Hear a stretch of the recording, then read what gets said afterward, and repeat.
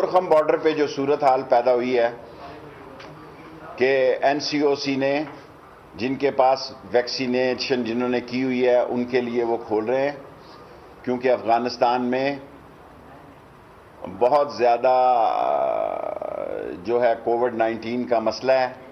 इसलिए इस सूरत हाल से मैंने जनरल बहुत ज़बरदस्त उन्होंने एनसीओसी ने फ़ौज ने काम किया है इस कोविड में, उनसे कल भी बात की है। अभी आपकी प्रेस कॉन्फ्रेंस के बाद भी असद उमर साहब से और जनरल हमूदुर रहमान साहब से बात करूंगा ताकि कोई ऐसा तरीका इख्तियार किया जाए जो तुर्खम बॉर्डर पर 4-5 हज़ार लोग रुके हुए हैं, पाकिस्तानी हैं, ये वहाँ से सऊदी अरब जाना चाहते थे, उनके लिए कोई रास्ता तलाश किया जाए। ये सऊदी अरब से और मिडल ईस्ट जाना चाहते थे। अहम बात जो है कि एलियन कार्ड के ज़रिए गैर मुल्की शहरियों को बैंक अकाउंट खोलने और कारोबार शुरू करने और सिम हासिल करने और सफरी सहूलत की हम इजाज़त दे रहे हैं। और इसमें अगर जिनका वीज़ा ख़त्म हो जाए तो वो भी वजारत दाखिला से रब्ता करके इस सूरत हाल से गुज़र सकते हैं और उनको ये इजाज़त मिल सकती है। और लास्टली, तमाम गैर मुल्कियों को रजिस्टर करने का फैसला किया है वजारत दाखिला ने, हूसोएवर ही में भी।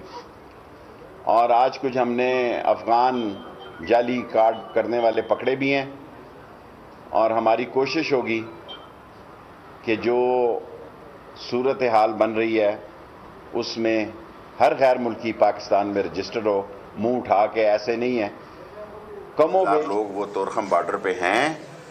और जैसे मैंने आपसे कहा कि पहले हमने बंद किया था, फिर एनसीओसी ने ये हमें मशवरा दिया कि पाकिस्तानियों के लिए इसको खोल दिया जाए। पाकिस्तानियों के लिए खोल रहे हैं। रैपिड टेस्टिंग जिनकी हो जा रही है वो घरों को जा सकते हैं, जो नेगेटिव हैं वो जा सकते हैं, जो पॉजिटिव होंगे उनके बारे में ये एनसीओसी और वहाँ एफसी ये फैसला करेगी क्या करना है। शेख साहब, टीएलपी का फैसला आप लोगों ने कर लिया है? ये पिछले हफ्ते भी आपने मुझसे सवाल किया था। टीएलपी का सब्जेक्ट जो है इस हफ्ते इंशाल्लाह कैबिनेट में चला जाएगा। अगर कैबिनेट उनको कालदम करार देती है तो वो कालदम करार हो जाएगी। अगर वो नहीं होती, आज टीएलपी ने अपना केस लड़ा है 2-3 दिन पहले या एक हफ्ता पहले। टीएलपी का फैसला फाइल जो है वो इस कैबिनेट मीटिंग में भेज रहे हैं और इसमें उसका फैसला हो जाएगा। 2 बजे मैं कोयटा का जो डिफेंस कॉलेज के लोगों से कन्वेंशन हॉल में भी उनके सवालों के जवाब दे रहा हूं। और कोई 3 सवाल हैं क्योंकि मैं 10 मिनट साहब ने कहा बिलावल कमांडर है, अब वो कमांड करेगा, आप मदद करेंगे वो कमांड? देखें, बिलावल दिल का जानी है। कश्मीर में जा रहा हूँ, बिलो रानी के ख़िलाफ़ मैं कोई बात नहीं सुन सकता। बाकी जो मैंने आपको कहा था, ये क्या करेंगे कश्मीर में? इमरान खान वहाँ जीतेगा जी, बल्ला वहाँ जीतेगा। और वैली 4 पीटीआई की सीट जो है वो हमारे ज़ुम्मे है, बहुत दूर जीतेंगे इंशाल्लाह। बहुत अच्छी बात है, शहबाज भी करे और वो भी करे। देखें, सियासी एक्टिविटी होना अच्छी बात है। कोई धमकी नहीं हो रही कि दिसंबर को चले जाएंगे, दिसंबर की रात नहीं देखेंगे। ये यार, हम अगले इलेक्शन में भी इंशाअल्लाह ताला इमरान खान को कौम ये वोट देगी। इसके लिए हमें अपनी परफॉर्मेंस और बेहतर करनी होगी।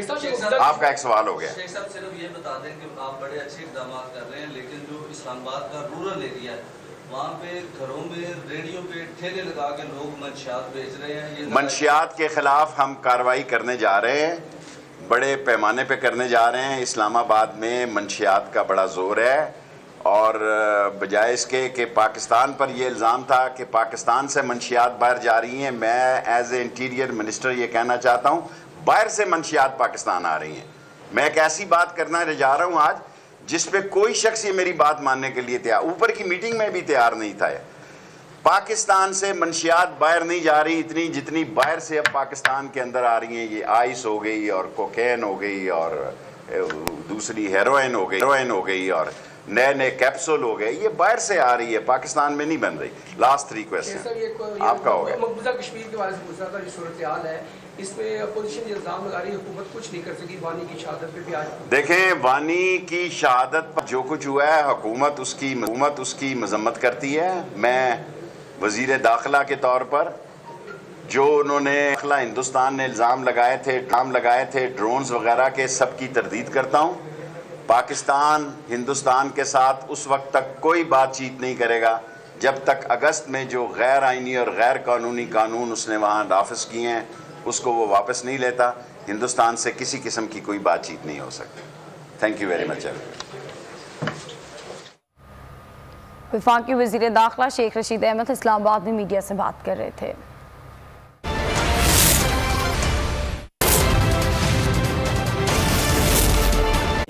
तो इनको बहरहाल